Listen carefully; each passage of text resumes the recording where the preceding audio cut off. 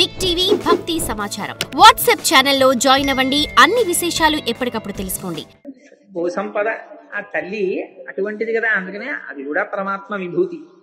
ఆ తల్లి ఈ 5వ పాశురంలో అంటుంది, ఆశ్చర్యకరమైనటువంటి శక్తిని కలిగినటువంటి వాడా, మధురకి నాయకుడు, నిరంతరము భగవత్ సంబంధము కలిగినటువంటి మధురాపట్టణమునకు నాయకుడైన వాడా, లోతై పరమ పవిత్రమైనటువంటి యమునా నది ఒడ్డుని నీకు గుర్తుగా కలిగినటువంటి వాడా, గోపవంశమునందు మంగళదీపముగా జన్మించినటువంటి వాడా, తల్లి యశోద యొక్క గర్భ కీర్తి ప్రకాశించేటట్టుగా దామోదరుడనేటటువంటి పేరుని పొందినవాడా, నీ నామమును కీర్తించడము చేత మా శరీరమునకు పట్టిన పాప రాశి దగ్ధమైపోతుంది. దగ్ధమైపోవడము కాకుండా నీ మీద 4 పువ్వులు విసిరినంత మాత్రము చేత మాకు అపారమైనటువంటి మానసిక వాచిక కైంకర్య భాగ్యమునిచ్చి మమ్మల్ని కటాక్షించేటటువంటి సౌజన్యమూర్తివి అని ఆ పాశురంలో గోదాదేవి శ్రీమన్నారాయణుణ్ణి కీర్తిస్తుంది. ఈ పాశురాన్ని ప్రారంభిస్తూ అమ్మవారు అంటుంది, మొట్టమొదట ఆశ్చర్యకరమైనటువంటి శక్తి కలిగినటువంటి వాడు, అందుకని మాయావి అని పిలిచింది. భగవంతుని యొక్క ఆశ్చర్యకరమైన శక్తి చాలా విశేషమైనటువంటిదిగా కనపడుతుంది. ఎందుచేతనంటే, నేను ఇక్కడ ఉండి ఆఫీసులోనూ ఉండమంటే 2 నాకు కుదరవు. ఏదో ఒక చోట మాత్రమే ఉంటాం పరిచ్ఛిన్నంగా. అది జ్ఞానాన్ని పొందిన తరువాత దాని స్థితి వేరు. కానీ సర్వ ఆత్మస్థితికి ఎదిగినటువంటి మహాపురుషుల యొక్క స్థితి వేరు. కానీ ప్రారంభంలో ఉండేటటువంటి ఉపాసకులు ఒక చోట ఉన్నవాడు వేరొక చోట ఉండలేడు. కానీ భగవంతుడు అలా కాదు, అన్ని చోట్ల ఉంటాడు. ఒక చోట ఉన్నాడు, ఒక చోట లేడు అని చెప్పడం కుదరదు. దీనికి గోవింద పట్టాభిషేకాన్ని చూపిస్తారు. ఆయన తన తండ్రి గారైనటువంటి నందుడికి చెప్పాడు, ఇన్నాళ్ల నుంచి మనం ఇంద్రుడికి యాగం చేస్తున్నాం, ఇంద్రుడికి యాగం అవుతూ మనం గోవర్ధనానికి యాగం చేద్దాం పర్వతానికి. అందుకని మీరు ఇంతకు ముందు ఇంద్రుడికి యాగం చేసినప్పుడు ఎటువంటి పదార్థములను తయారు చేశారో ఆ పదార్థములని తయారు చేసి గోవర్ధనం మీద పొయ్యండి, ఆ గోవర్ధనం తింటుందన్నాడు. అంటే సరే, ఏదో పిల్లాడు చెప్తున్నాడు అలాగే చేద్దామని వాళ్ళకి కృష్ణుడు అంటే మక్కువ. అందుకని ఆ పదార్థాలన్నీ వండారు. కూరలు, పచ్చళ్ళు, పులుసులు, పులిహార్లు, చక్ర పొంగళ్ళు, బూర్లు, గార్లు అన్నీ తీసుకెళ్లి కొండ మీద పోశారు. పోసి రండి మనందరం కొండకి ప్రదక్షిణం చేద్దాం, మీరు ఇన్నాళ్ళు ఇంద్రుడికి యాగం చేస్తున్నారు, ప్రత్యక్షంగా తింటున్నాడో తినలేదో మీరు చూడలేదు, కానీ ఇవాళ ప్రత్యక్షంగా ఆయన తినడం మీకు చూపిస్తాను చూడండి అన్నాడు. అని పాటించి గాన విద్య పాటవమున తేరుదెక్కి బహుతానములం పాటల గంధులు కృష్ణుని పాటలు పాడిరి విరోధి పాటనుడనుచున్నారు అన్నారు పోతన గారు. పొగరెక్కిన మూపురములు తెగగలవా లములు చేయల దేహంబులు భూ గగనములు మించురంకెలు మిగుల మెలసి ధేనుగణము మెల్లన నడిచెన్నని ఆ కృష్ణ పరమాత్మ గోపబాలురు, ఆవులు, దూడలు, ఆబోతులు, ఎద్దులు అన్నీ ప్రదక్షిణం చేస్తున్నాయి. అందరికీ వాళ్ళకి కృష్ణనామమే, అందరూ కృష్ణుడి గురించి పాట పాడుకుంటున్నారు. ఆ ప్రదక్షిణం చేస్తున్నటువంటి సమయంలో కృష్ణుడు వీళ్లతో ప్రదక్షిణం చేసి గోవర్ధనగిరికి నమస్కారం చేస్తున్నాడు. ఇదే కృష్ణుడు గోవర్ధనగిరి రూపంలో పైన వచ్చి అక్కడ పెట్టినటువంటి పదార్థాలు తింటున్నాడు. చూడండిరా ఎంత చిత్రమో, నేను చెప్పానా మనం యాగం చేసాం, అడిగో తింటున్నాడు గోవర్ధనుడు, మీరందరూ నమస్కారం చేయండి అన్నాడు. వీళ్ళందరూ నమస్కారం చేస్తున్నాడు, తాను నమస్కారం చేస్తున్నాడు. ఎవరికి నమస్కారం చేస్తున్నారు? ఈయనే నమస్కారం చేస్తున్నాడు, ఆయనే నమస్కారం పుచ్చుకుంటున్నాడు. ఇది ఆయన ఆశ్చర్యకరమైనటువంటి శక్తి.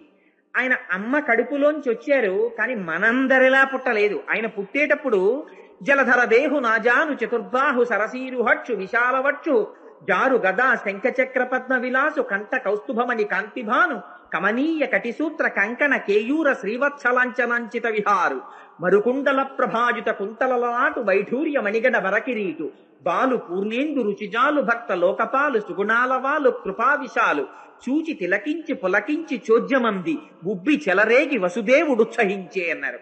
శంఖ చక్ర గదా పద్మములతో శ్రీమన్నారాయణుడిగా తల్లి కడుపులోంచి వచ్చారు.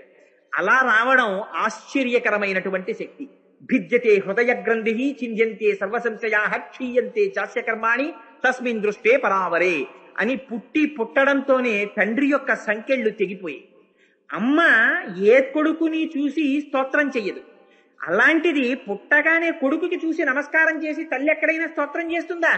సర్వము నీలోనిదిగా సర్వాత్ముడవాత్మవస్తు సంపన్నుడవై సర్వమయుడవగు నీకును సర్వేశ్వర లేవులోను సంధుల వెలయన్నని యశోద శ్రీకృష్ణుణ్ణి ప్రార్థన చేసింది. గర్భస్థమైనటువంటి శిశువుగా పిండముగా యశోదాదేవి కడుపులో ఆయన ఉన్నారు.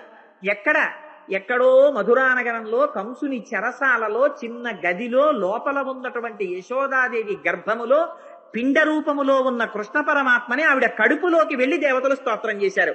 స్వామి నువ్వు ఇక్కడ అక్కడ అని లేక అంతటా ఉన్నవాడివయ్యా అని స్తోత్రం చేశారు. ఎంత చిత్రం ఇది! ఇలా ఎక్కడైనా జరుగుతుందా? ఇది భగవంతుని యొక్క ఆశ్చర్యకరమైన శక్తి. దీన్ని నిర్వచించడం కుదరదు. విశ్వాసం ఉన్నవాడు అనుభవించడంలో ఉంటుంది. వెనక ఉండేది విశ్వాసం అంతే. మీ పూనిక. మీకు చెట్టు మీద ఉంటే కొమ్మ, విరిచి తెచ్చి మీ గూట్లో పెట్టుకుంటే బొమ్మ, మీ పూజా మందిరంలో పెట్టుకుంటే అమ్మ. ఎక్కడుంది తేడా? వెనకాతల మీకున్న విశ్వాసంలో ఉందంతే. అందుకని ఆ విశ్వాసమే ప్రాతిపదిక. ఆ విశ్వాసము ఉన్నదా ఆ ఆశ్చర్యకరమైన భగవంతుని యొక్క శక్తిని ఆనందముగా లీలగా తాను అనుభవిస్తాడు. అందుకని ఆశ్చర్యకరమైనటువంటి శక్తి కలిగినటువంటి ఆ కృష్ణుడు మనని కాపాడడా? ఆయన ఏమి చెయ్యలేడు కనుక ఇంత దుస్సాధ్యమైన విషయములను చేశాడే. ఆయన చిన్న పిల్లవాడు, గట్టిగా 8 ఏళ్లు లేవు. అటువంటి పిల్లవాడి దగ్గరికి విశేషమైనటువంటి వర్షధారలు పడిపోతున్నాయి, పిడుగులు పడిపోతున్నాయి, ఉరుములు పడిపోతున్నాయి. పరిగెత్తుకొచ్చారు. ఈ ఉరుములు, ఈ మిరుపులు, ఈ యశనముల ఘోషణములు, ఈ జలధారలు దియాన మున్నెరుంగము కుయ్యాళింపగదయ్య గుణరత్ననిధి. స్వామి ఇంతకు ముందు ఎప్పుడూ చూడలేదు, ఏమిటి వర్షం, ఏమిటి ఉరుములు, ఏమిటి పిడుగులని అందరూ వచ్చి స్తోత్రం చేశారు.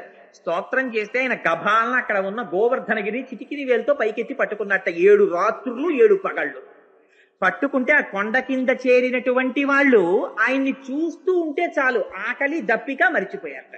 ఎంత ఆశ్చర్యకరమైన శక్తి అండి! పరమేశ్వరుని యొక్క శక్తి యొక్క ఆశ్చర్యానికి అంతవరకు ఎందుకు?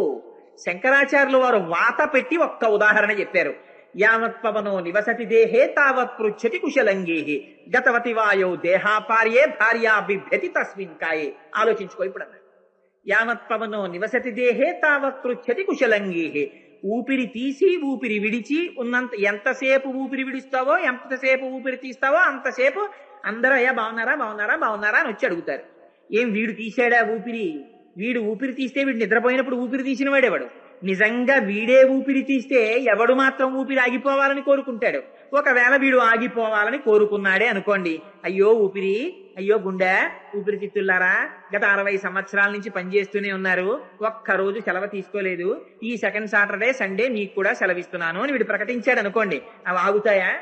అవి ఆగేవి కావు. అందుకని అనాహతము. ఆయన లోపల ఉన్నంతసేపు ఆ గంట మోగుతూనే ఉంటుంది, ఠాంగ్ ఠాంగ్ ఠాంగ్ ఠాంగ్ అని. ఆయన ఎప్పుడు లోపల నుంచి వెళ్ళిపోతాడో అప్పుడు ఆ గంట కూడా ఆగిపోతుంది. వాళ్ళిద్దరికీ మధ్య సంబంధం అదే లబ్ డబ్ అని ఇక్కడ మోగుతూనే ఉంటుంది ఆ గంట. అందుకని ఆ పరమాత్మ అక్కడ సన్నిధానం చేసి కూర్చుని ఉన్నారు. ఆయన తీయిస్తున్నారు ఊపిరి, లోపల లెక్క పెట్టుకుంటున్నారు ఎన్ని ఊపిర్లు తీయాలో. ఆ ఊపిరి వెడుతోంది, పైకి వస్తోంది. ఇది తీసినంతసేపు అందరూ వచ్చి అయ్యా బాగున్నారా బాగున్నారా బాగున్నారా అంది. ఇంత సంసారమునకు కారణమైన భార్య అంటే భార్య అనుకోకండి, భార్యకి భర్త, భర్తకు భార్య, ఇద్దరూ కలిసి అబ్బో మీరు లేకపోతే నేను ఎక్కడున్నాను, నేను లేకపోతే నువ్వు ఎక్కడున్నావు, మన ఇద్దరం లేకపోతే ప్రపంచం ఎక్కడుందని ఎన్నో ఆలోచనలు చేశారు. ఆఖరికి ఒక రోజున ఊపిరి ఆగిపోతే తీసుకొచ్చి బయట పడుకోబెట్టారు. బయట పడుకోబెట్టిన తర్వాత ఆయన అదృష్టమో దురదృష్టమో బ్రహ్మాండమైన వాన ప్రారంభమైంది. బయట అడుగు పెట్టడానికి లేదు. అందుకని అన్నారు, అమ్మా ఇవాళ తీసుకెళ్ళడం కుదరదమ్మా, చాలా వర్షంగా ఉంది, రేపు ఉదయమే వచ్చి పట్టుకెళ్ళిపోతాను తల్లి. రోజు మీ పెళ్ళై ఇప్పటికీ 58 ఏళ్ళు అయిందని అప్పుడప్పుడు చెప్తుంటావు కదా. 58 ఏళ్ల నుంచి నేను పుట్టింటికి ఒక్క రోజు కూడా వెళ్ళలేదు. కాపరానికి వచ్చిన దగ్గర నుంచి ఆయన నేను కలిసే ఉన్నామని ఒక సెలబ్రేషన్ చేస్తే నేను వచ్చినట్లు గుర్తు. అందుకని ఇవాళ కూడా ఇద్దరూ కలిసి గదిలో పడుకోండమ్మా అంటే ఆవిడ అందిట బిభ్యతి, హడిలిపోయింది. ఏమిరని అసాధ్యం కూడా ఈ మాటలో. అది మా ఆయన భార్యా బిభ్యతి తస్మిన్ కాయే. మా ఆయన ఏమిట్రా, ఆయన ఎప్పుడో పోయాడు, ఆ శరీరం అది.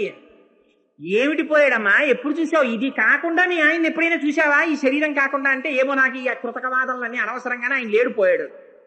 కాలు తగిలితే కళ్ళకద్దుకున్న కొడుకు ఈదిలో కనపడి మా నాన్నగారు పోయారండి అంటాడు. ఎవరు పోయారా? అది ఇక్కడే ఉన్నాడు కదా మీ నాయన అంటే. మా నాన్నగారు ఉండడం ఏంటంటే మా నాన్నగారి శరీరం అది, మా నాన్నగారు పోయారంటే. మరి ఇంతమంది ఇన్ని చెప్తున్న నాన్నగారిని ఎవరు చూశారు అసలు? లోపల ఎవ్వరూ చూడలేదు. ఈ ఊపిరొచ్చి ఊపిరి వెళ్ళినంతసేపు దీనికి గౌరవం. ఆ ఊపిరి తీయించేవాడు వేరోడు ఉన్నాడు, వాడి పట్ల ఎవ్వడికి అక్కర్లేదు.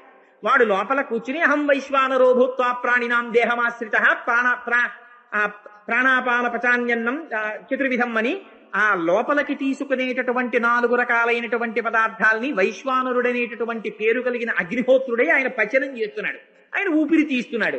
అందుకని విలువ. అది ఆగిపోయింది అనుకోండి, ఒకనాడు భార్య బిభ్యతి, కట్టుకున్న పెళ్ళం హడిలిపోయింది. మరి ఇంక నీకు దేనికోసం రా ఇంత మమకారం? ఒక్కసారి శ్లోకం గుర్తెట్టుకుని కొంచెం ఇంట్రెస్ట్ ఇంకొక వైపు కూడా డైవర్ట్ చేయవలసింది ఉందని నీవు నమ్మితే తిరుగుని ఇష్టం. వయసిగతే కక్కామ వికార, ఈ వయసు అయిపోయింది, ఆ కామం పోతుంది. శుష్కే నీరే కక్కాసార, మా ఊళ్ళో పెద్ద చెరువు ఉందండి అని తీసుకెళ్తే అందులో చొక్క నీళ్లు లేవనుకోండి, నీ మోహన్ చెరువు ఏమిటంటారు. అందులో నీళ్లుంటే చెరువు, నీళ్లు లేకపోతే చెరువు ఏమిటది? చెరువు కాదు. ఇంకా క్షీణేవిత్తే కప్పరివారో, డబ్బులు లేవనుకోండి పరివారం ఎవరు వస్తారు? వెనకాతల ఎవ్వరూ పరివారం ఉండరు. క్షీణేవిత్తే కప్పరివారో జ్ఞాతే తత్తే సంసార, జ్ఞానం వచ్చిందనుకోండి సంసారం ఎక్కడుంది? అప్పటి వరకు జంఝాటం పట్టుకునే ఉంటుంది. ఆ జ్ఞానం ఒక్కసారి వచ్చేసిందా వదిలిపెట్టేస్తుంది.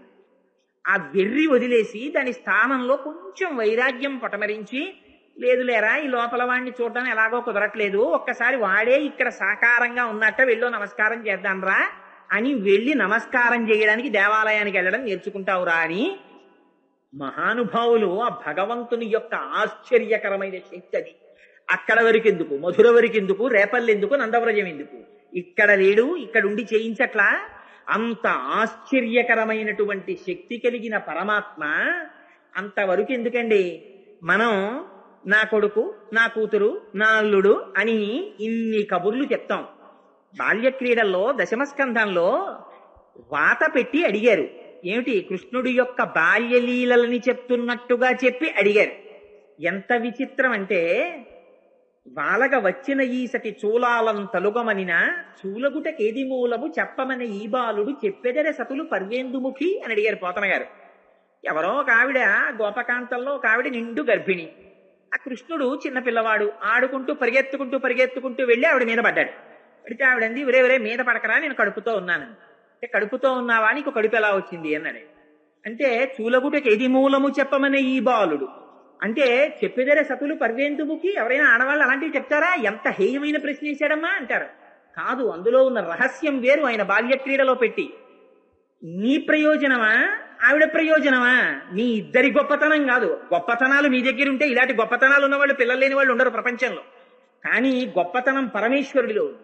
నువ్వు పెట్టలా ఒక్క శరీరంలో ఆత్మ లోపల ఉండి సుఖదుఖములనేటటువంటి 2 పళ్ళని అనుభవించడానికి సత్వ రజస్తమో గుణములనేటటువంటి 3 ధర్మ అర్థ కామ మోక్షములనే 4 కోసం శబ్ద స్పర్శ రస రూప గంధములనేటటువంటి 5 తన్మాత్రలతో 5 జ్ఞానేంద్రియములు, ఒక మనస్సు అనేటటువంటి 6 సంఘాతముతో చర్మము, రక్తము, మాంసము, కొవ్వు, అస్థి, శుక్ల, మేధ అనేటటువంటి 7 పదార్థములతో 2 కాళ్ళు, 2 చేతులు, 4, 5 శిరస్సు, 6 కంఠము, 7 హృదయము, 8 ఉదరం అనేటటువంటి 8 శరీర భాగములతో 2 కళ్ళు, 2 ముక్కులు, 2 చెవులు, 6 నోరు, 7 మలద్వారము, 8 మూత్రద్వారము, 9 అనేటటువంటి 9 కన్నాలతో ఒక మాంసపు బుడగని తోలు తిత్తిని చేస్తే ప్రాణ అపాన వ్యాన ఉదాన సమాన నాగ కూర్మ కృకర ధనంజయ దేవదత్తములు అనేటటువంటి 10 వాయువులైన శాసనం అయ్యే వరకు బయటికి వెళ్ళకూడదు.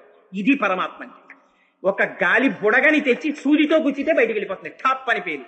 ఆయన అనుగ్రహం ఉండబట్టి 9 రంధ్రములు ఉన్న తొర్రలో 10 వాయువులు నిలబడ్డాయి. ఇంతకన్నా భగవంతునికి ఆశ్చర్యకరమైన శక్తి ఏమిటి? వాడా నిర్మించిన వాడు లోపల తండ్రి నిర్మించాడా, తల్లి నిర్మించాడా? చూలగుటకేది మూలము చెప్పమని ఈ బాలుడు చెప్పేదరే సతులు పర్వేందుముఖి. పుట్టు గొడ్రాళ్లకు బిడ్డలిచే గోవిందుడే అంటారు. అందుకని అన్నమాచార్యుల వారు ఆయన అనుగ్రహం ఉంటే బిడ్డలు పుట్టారు, మన ప్రయోజకత్వానికి కాదని ఒక వాత పెట్టడానికి చెప్పారు మహాపురుషులు. అందుకని అదిగో అంత ఆశ్చర్యకరమైన శక్తి కలిగినటువంటి పరమాత్మ ఇన్ని చేసినవాడు మా పాప రాశిని ధ్వంసము చెయ్యడా ఆయన నామం పెట్టి పిలిస్తే. For more videos like this, subscribe Big TV channel.